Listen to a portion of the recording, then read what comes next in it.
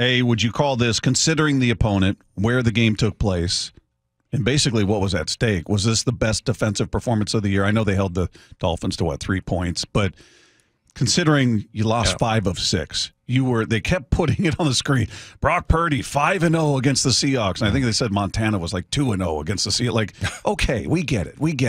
But that they had just dominated the Seahawks and everything. Just considering all that, best defensive performance of the season. Yeah, I think so, because you look at the ridiculous number of big plays, and this is a huge big play offense. I mean, the number of players with plus 20-yard or more explosive plays, like Juwan Jennings, and he had a day yesterday. He's an amazing guy. But you got Deebo Samuel, and and it seemed like when you go through the list before this game, you're looking at going, there's like 4 or 5 guys that have plus 20-yard explosive plays.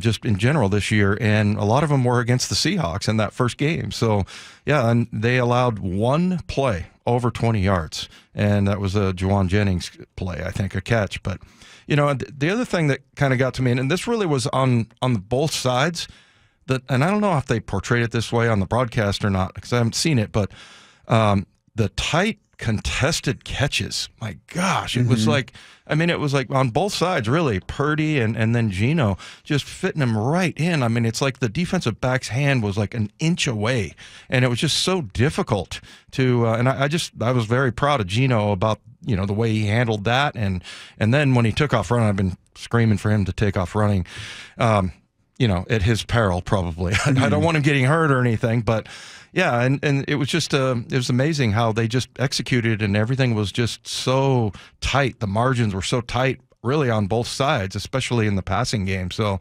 yeah, for them to go in there and get that, yeah, that was huge. I honestly did not think that was going to happen. Yeah, before we get into the O-line and the return of Abe Lucas and everything, what did they do differently? Was there anything schematically that stood out to you, or was it more of we hear the cliches, we just got to, everybody's got to do their job, and we got to communicate, the things we hear every week. Is that as simple as that? I guess after a game, I'm never about, there was a play that they designed to JSN where, they kind of got it all clogged up on the right. It was almost like a whip route where he got into the middle of the field. And I thought that was a really well-designed play. But for the most part, what I saw was guys winning their individual battles. And that's what happened. That happened at center. We'll talk about Lucas.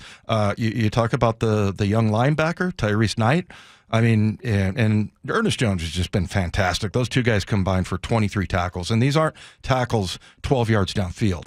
They're, within the line of scrimmage, and some for loss. And, to me, it wasn't so much schematic. In a couple of, instances, I'm always kind of blown away by a coach that's able to get a guy free and, just fool the defense, and I thought they did that with that JSN play. But for the most part, I just see guys out winning their individual battles. Yeah, it was defensively especially. You held that team to 277 yards, and they were averaging 25 points a game, a little over that, I think, coming in. You held them to 17.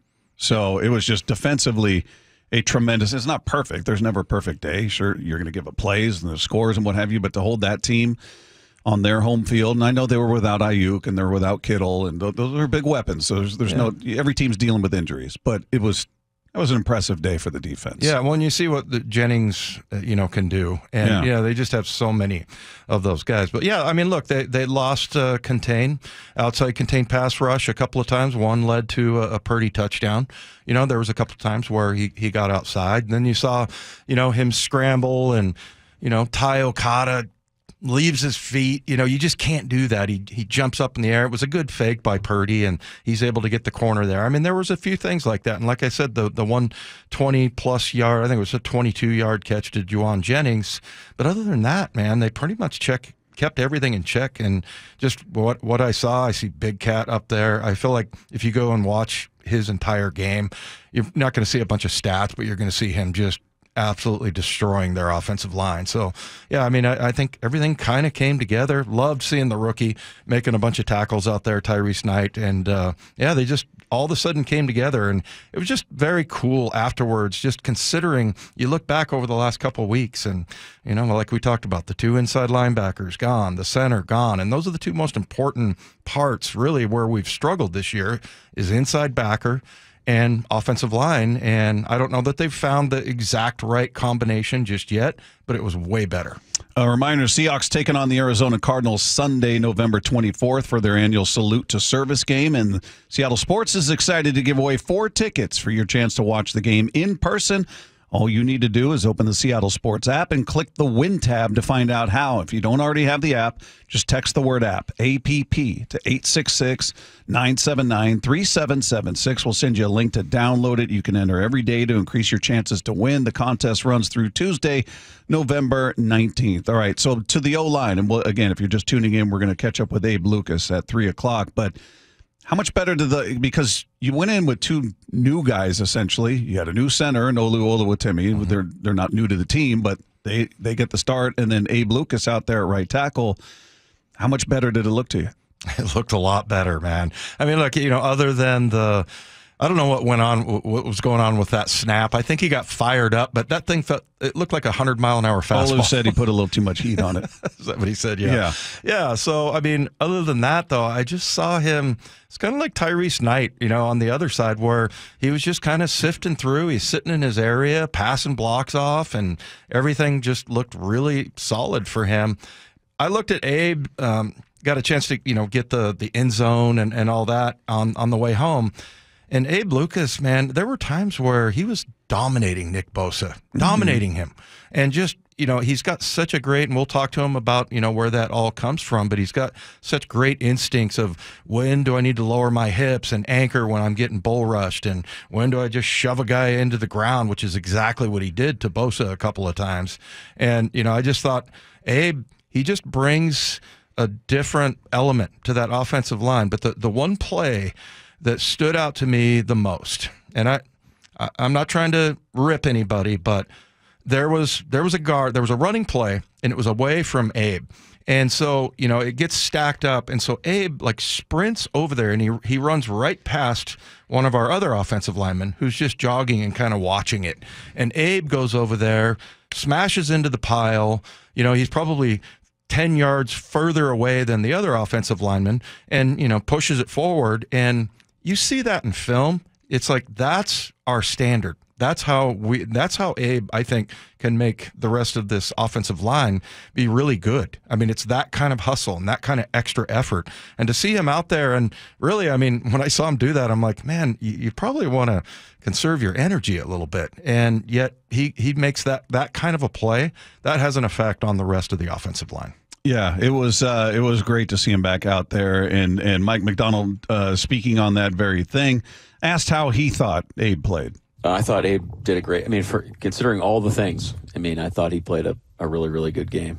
Definitely something to build off of, and he should be proud of. Got tired a couple times, you know, just getting back into football shape. I think that'll happen naturally. But just, I mean, shoot, the guy, I'm happy to see him out there. I mean, just for so many reasons, right? Just all the things he's gone through. Hopefully we can, you know, stabilize the 5 guys that'll be out there now. It'd be great to have some continuity from week to week. And then just, you know, just to see him go play effective football for us and help us win the game was great. Yeah, that was big. And then he goes on just to talk about what it brings to the team, just having him back out there. Well, I think the first thing is just the guy's tough as nails, he's super physical, you know, plays the way that we want to play up front, finishes plays in a dominant position. That's the first thing. Not that our other guys haven't done that, but like that's a kind of Abe's calling card. And so, you know, if you keep getting guys out there playing that way, then that's gonna reflect the style that we want to play consistently. And he's just such a big and physical, imposing presence out there as well. Where I think with him and Charles, and when they're playing their best football, that's a pretty formidable combo. Yeah, you know, Mike asked the question here, you know, did Bosa's absence towards the end of the game help the offense a little bit? I'd say not. I mean, Abe was taking care of him pretty much, you know, beforehand. And I know I heard some people, well, he had the hip problem and everything. Well, so does Abe. Abe has a knee problem. He hasn't been playing. And, and I feel like just him wearing down Nick Bosa was maybe why he was out at the end of the game. So, yeah, I don't think it was, I'm sure Niner fans are saying, well, Nick Bosa was banged up and, he's probably, if he was full speed. But, would you say Abe Lucas is full speed? I mean, he won that battle. So that to me was very impressive, and it's against one of the better players. You watch Nick Bosa; he's an amazing athlete, but a couple of times, man, Abe Lucas made him look silly. It was fun to watch. Yeah, I guess I'll throw this out there because Brady Henderson tweeted it out yesterday, and it supports the Bosa thing. And he said, per ESPN research, all 20 of the Seahawks points came with Nick Bosa on the sideline. Mm-hmm. Maybe. Certainly the guy's a presence. He's a difference maker. There's no two ways about it. Really good player. Yeah. So does it get easier when a guy of that caliber is not on the field? Of course. But that's true, again, for every team. We can point out their key injuries, and they're dealing with them. So are the Seahawks. So is every team out there dealing with key injuries. That's how the great teams separate themselves. They overcome, when they're missing a great player or players, and they find a way. And Seahawks found a way yesterday. They did, and the 49ers didn't.